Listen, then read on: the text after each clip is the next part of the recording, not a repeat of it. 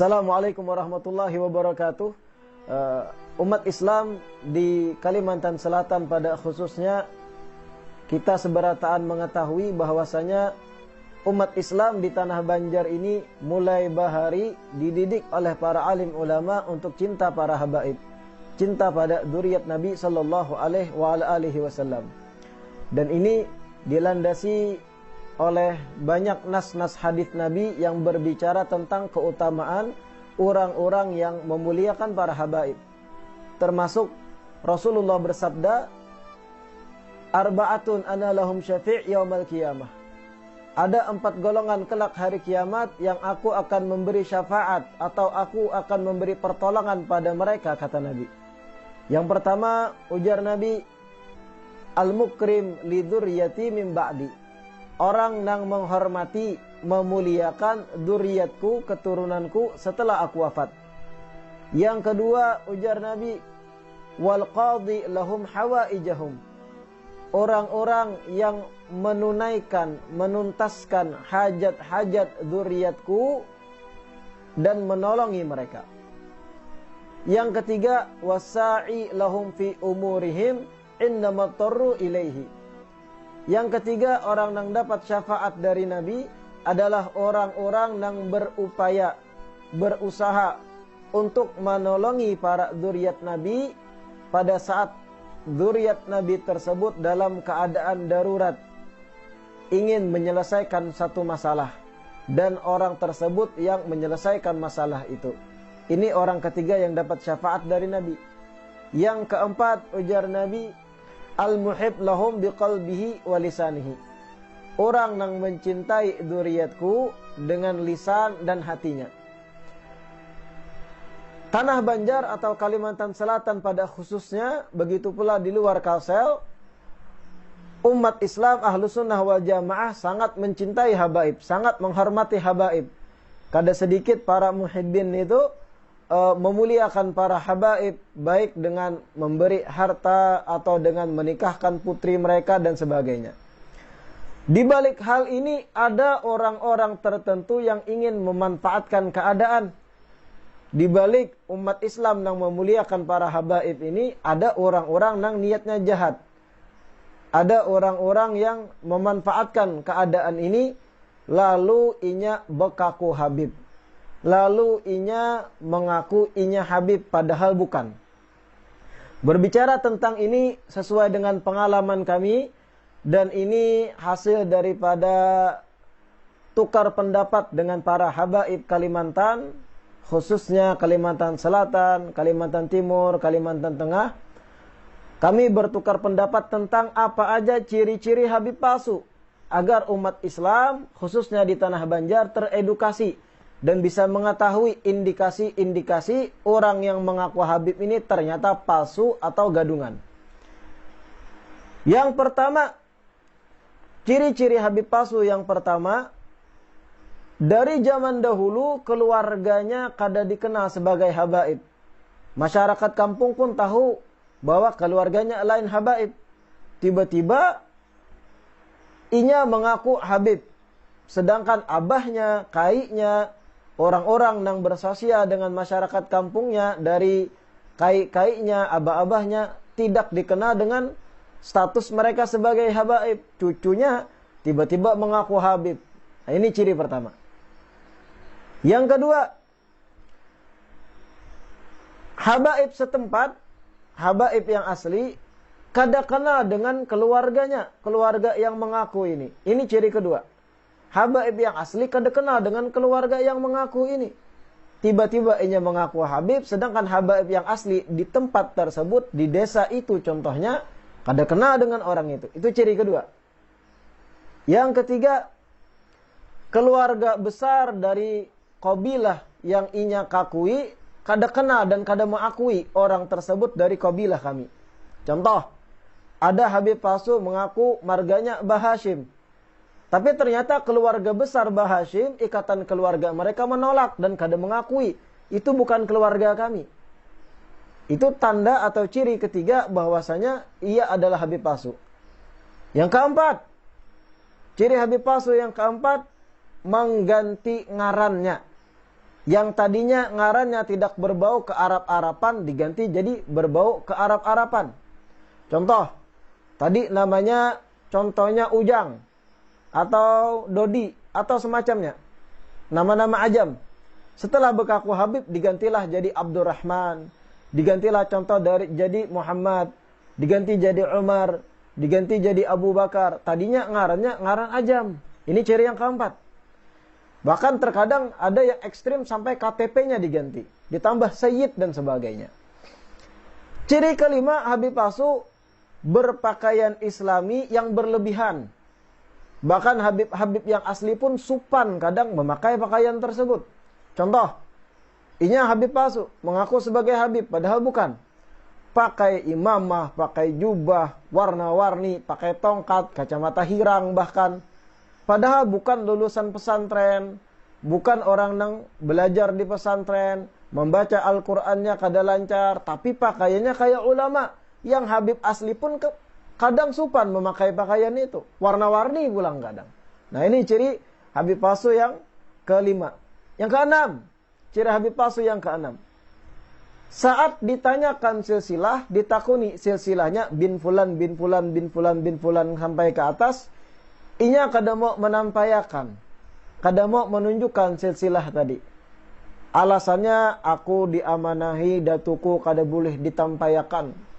Atau alasannya ini sudah dari pada Tuan Bahari kami kada boleh menampayakan, takutan sombong. Keramput. Karena dari silsilah akan ketahuan. Inya takutan ketahuan bahwa inya menyodok jalur orang lain kalau inya tampayakan silsilah tersebut. Adapun Habib asli, inya tidak akan merasa malu menampaikan silsilahnya. Karena dari situ akan ketahuan asli atau tidaknya.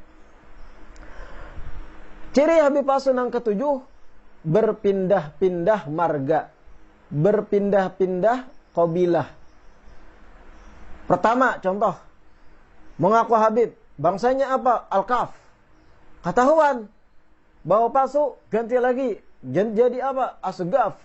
Ketahuan lagi jalur Asgaf yang disodoknya palsu, ganti lagi jadi Al-Hasani. Nah ini kalau sudah ada ganti-ganti marga, tanda kuat inya Habib palsu. Karena Habib yang asli terlahir dengan satu marga dan tidak mungkin berubah. Karena itu takdir dan pilihan dari Allah Subhanahu wa Ta'ala. Ciri Habib palsu yang kedelapan, dan ini banyak. Mengaku dapat silsilah dari mimpi. Mengaku dapat silsilah dari orang alim yang ditamuinya dalam mimpi. Datang kepada Habib asli, ulun bipai inguhnya, inguh Habib kayaknya. Malam tadi ulun bermimpi ada orang berbaju saraba putih, pakai rida hijau, memadahkan ikam Habib. Nasab ikam Pulan bin Pulan bin Pulan bin Pulan dan sebagainya. Ini tanda kuat Habib palsu. Karena ilmu nasab bukan ilmu yang diperoleh dari dunia metafisika. Tapi itu ilmu yang dipelajari di lapangan. Penelusuran silsilah mata rantai keluarga.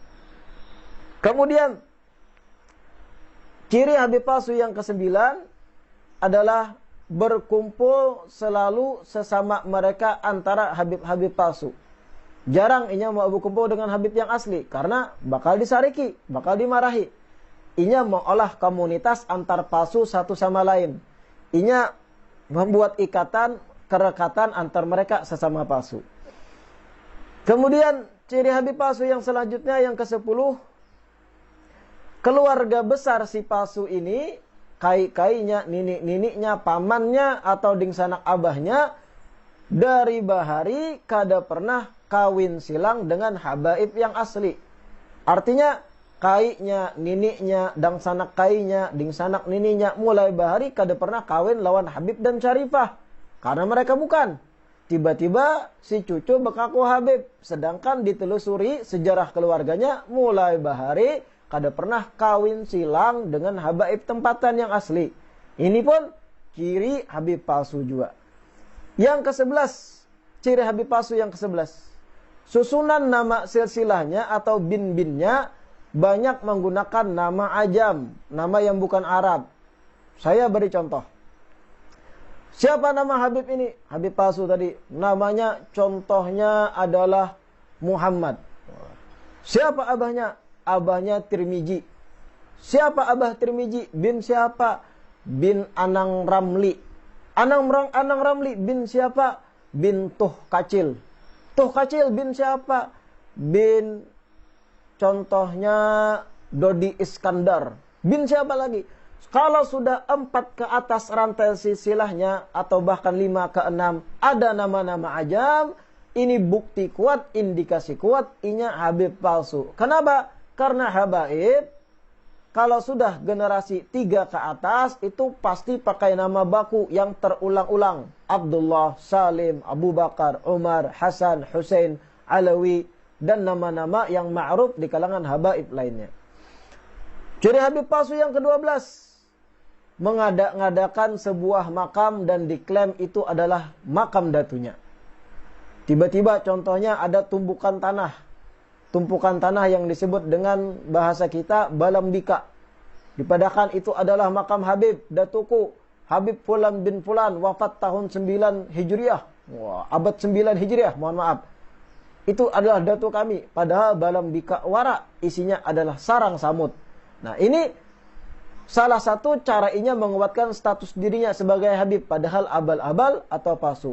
Mengada-adakan makam yang sebenarnya makam tersebut bisa jadi kosong isinya. Atau makam orang bahari yang orang tempatan sekitar makam. Kada tahu itu makam Habib. Tapi inya mengaras ini adalah makam Habib datuku. Itu ciri Habib palsu yang ke-12.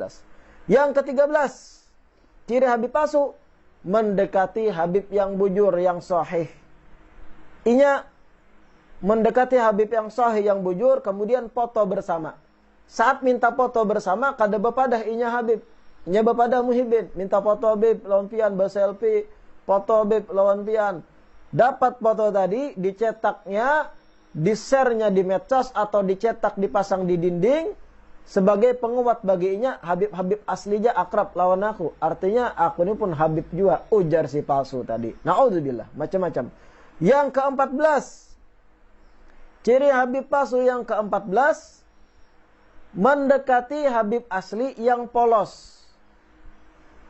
Agar dapat pengakuan dari Habib yang polos tadi. Karena Habib yang asli tidak semuanya kritis. Ada yang polos, baik hati, kemudian karakternya supel, husnudzon terus lawan orang. Datang orang, ulun Habib juga Habib, oh inggih, Masya Allah, Habib juga pian, ahlan wa sahlan. Didatangi Habib polos kayak itu agar dapat pengakuan, bahkan di video dan sebagainya. Oh ini Habib juga. Padahal inya aspal, palsu. Habib polos tadi dijadikan alat aja untuk pengakuan dirinya sebagai Habib, padahal abal-abal atau palsu. Ciri Habib palsu yang ke-15 selanjutnya, mereka takutan lawan lembaga nasab habaib yang sah, yaitu Rabithah Alawiyah, atau ada lembaga lain yang juga sangat kredibel, Naqabatul Ashraf. Mereka takutan dengan dua lembaga nasab ini. Kenapa? Karena akan terbuktikan kepalsuan nasab mereka kalau mereka datang kedua lembaga ini. Inilah ciri-ciri Habib palsu sesuai dengan tukar pikiran kami antar banyak habaib ratusan di Ikatan Alawiyin Borneo, dan kita menghimbau juga kepada mereka-mereka yang mengaku sebagai habaib padahal inya paham dirinya bukan Habib. Kita ingatkan Rasulullah sallallahu alaihi wasallam bersabda, "Man idda'a ila ghairi abihi wa huwa ya'lam annahu ghairu abihi, fa jannatu alaihi haram." Yang artinya sabda Nabi, barang siapa yang mengklaim mengaku bukan kepada jalur ayahnya dan inya tahu bahwa itu bukan jalur abahnya, bukan jalur datuk-datuknya, maka haram baginya surga, kata Nabi. Muttafaqun alaih. Riwayat Imam Bukhari dan Muslim. Artinya, sebanyak apapun harta yang ikam peroleh di dunia dengan ikam mengaku Habib tadi, sebanyak apapun perempuan yang ikam nikahi dengan status abal-abal ikam sebagai Habib palsu, maka nikmat yang ikam dapat sesaat di dunia itu tidak ada apa-apa bandingannya dengan siksa yang menanti ikam hari kiamat. Taubatlah. Fal jannatu alaihi haram. Haram baginya surga, kata Nabi sallallahu alaihi wasallam. Di hadits yang lain Nabi bersabda, "La targhabu an abaikum faman raghiba an abihi fahuwa kufrun." Jangan kalian menolak ayah-ayah kalian. Jangan kalian tidak menerima akan siapa ayah-ayah kalian. Barang siapa yang menolak status ayah-ayahnya, contoh ayah-ayahnya bukan habaib, inya seakan menolak lalu mengklaim aku adalah habib.